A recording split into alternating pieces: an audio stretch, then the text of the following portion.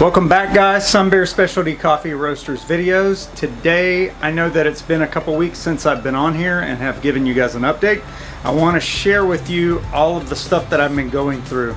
I've kind of delved deep into the world of Nitro Brew coffee, and it's been quite a journey. I want to share with you all of the little complications that I came across, and hopefully it helps you if you ever decide to make nitro. So here we go. Let's pour a nitro brew and see what it's like.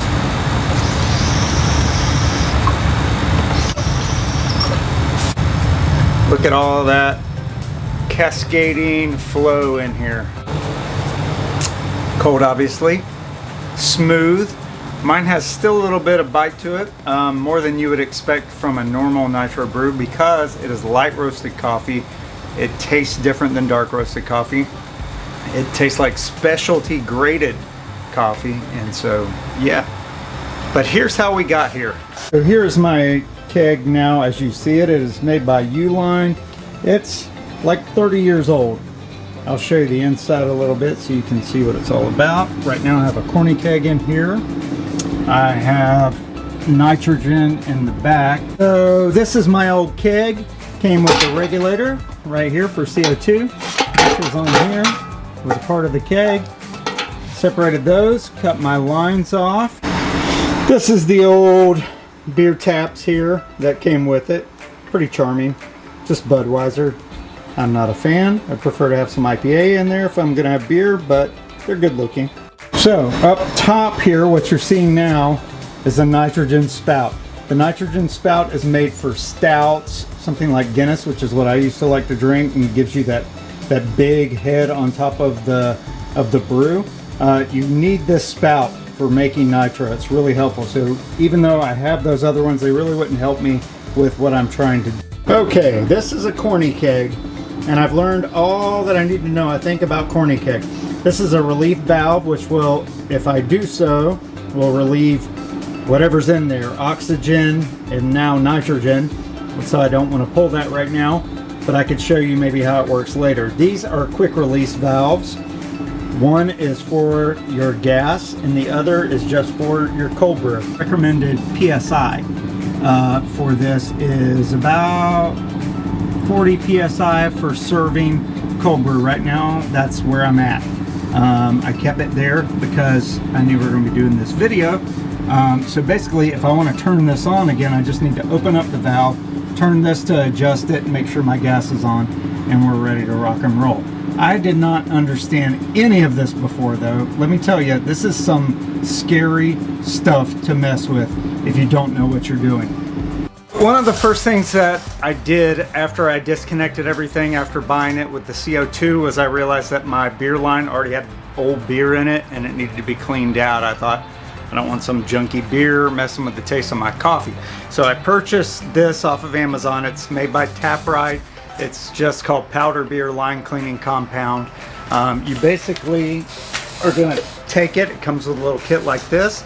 You're going to put a little bit in there, dissolve it with water. You connect it to your keg, you disconnect the spout, connect it to the spout, you run the hot water with the mix in there, and it gets into your line. Now, I didn't really understand how it worked the first day. I ended up letting mine sit overnight because it wasn't working. Next day I came out and that line was totally clean. And so all I had to do was run water through it a few times and get it up to shape. Now that line is perfect. So number one, clean your lines. Number two, I needed to purchase from a keg place. In my case, it was a place called Avid Beer. It's a distillery here in town. They also sell keg supplies.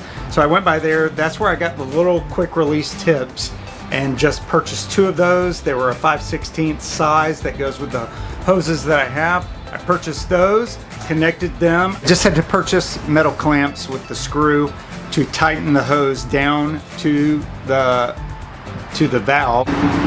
So here are the hoses I was talking about. This is my quick release.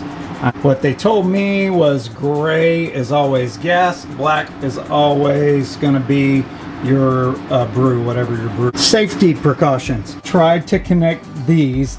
They did not connect. Cold brew went everywhere that you see in my messy garage. Lesson in the story is that 40 psi is a lot of pressure and it has to go somewhere, and mine shot everywhere. I don't want that to happen to you guys. So make sure that you know the steps, which I'm going to tell you right now. Okay. Number one, this is intended to hold your canister in place. I don't know if all of them have that. Mine does, but like I said, it's old. You're going to want to keep your refrigerator cold. That's super important as well. For, you know, the taste quality is obviously a part of that, but you really want to take care of this. Now, my first regulator, let's talk about that. This is a nitrogen regulator. It is a proper nitrogen regulator, but for some reason mine didn't work. And then what I realized is I think it's made for a different purpose. So be super cautious of the kind of regulator that you buy.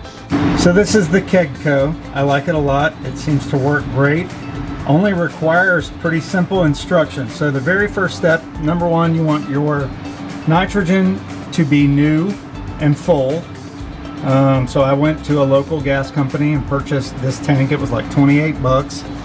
And by the way, I went through that whole thing, I think, by releasing nitrogen from my valve accidentally. You don't want to do that. Second thing is this needs to be to the left. It should be all the way to the left. Some of them come with a screw. Just make sure that that's to the left. That means it's off and not engaged. Third, this releases gas to your line, to your gas line.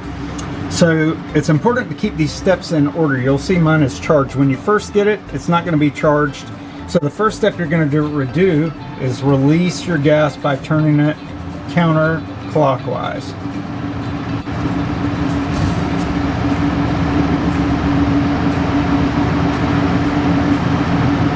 Release your gas by turning it counterclockwise. And at that point, under normal circumstances, you'll see the pressure start to rise. Once you turn this to the right, you're releasing your pressure. Now, I don't want to, I've heard different people say, get it up to like 60, charge it for 10 minutes, and then let it go. I don't really want to do that. Mine seemed to start releasing a little bit of nitrogen out of the safety release when I would get up high. So I'm going to stick down here about 40, and then I'm going to open my valve up, and you'll probably see the pressure go down a little bit. Yeah, see that? So then you can adjust your pressure a little bit to try and get it to 40. In the corny keg, I purchased, I think it was like 26 bucks. Inside it has a line that's almost like what you would find in a bait bucket or something. It's a line that goes down to the bottom. It aerates your tank with nitrogen sooner than later, because a lot of people will say, oh, well, if you put cold brew into this, you'll have to wait like 24 hours for your nitrogen to infuse within there. You can shake it up and do that, and it's supposed to speed the process up, but really leaving it overnight is good anyway. I found that, but I have it, but it's not accessed right now. This needs to be attached to there, and I would need a different tip on this. So for right now, mine's basically just hanging there. So I let mine sit overnight. It's perfect the next day. Nitro brew, shall we?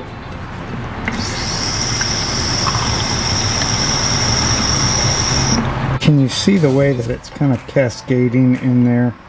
That's what you want. A little bit darker at the bottom. It's got that milky head on it. Look at that. Let's give it a drink. Cheers to you guys. Thank you for joining Sunbear Specialty Coffee Roasters today. Excited to be bringing some Nitro coffee to you all in the future.